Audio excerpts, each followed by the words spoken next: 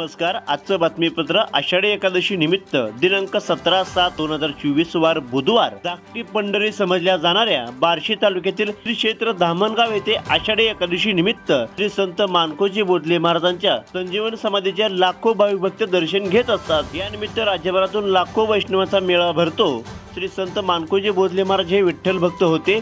यांच्या भक्तीमुळेच आषाढी एकादशीला पंढरपूर येथून पांडुरंग हे धामणगावात वास्तव्यास येतात अशी आख्यायिका मानली जाते। ते आषाढी पौर्णिमेपर्यंत तेथेच असतात। त्यामुळे आषाढी एकादशी ते पौर्णिमा या 5 दिवसापर्यंत तेथे वैष्णवांचा मेळावा भरत असतो। पंढरीची वाट गेली धामणगावा, ऐसी सेवा केली बोधल्यांनी ही भावना भक्ताच्या मनात असल्याने धामणगाव क्षेत्रात वारकरी संप्रदाय महत्त्वाचे स्थान आहे। या आषाढीच्या निमित्ताने पंचक्रोशीतील 25 गावातील पायी दिंड्यासह वारकरी वैष्णव भक्त येथे लाखोच्या संख्येने जमा होत असतात। प्रतिनिधी राहुल गुरव, DR न्यूज।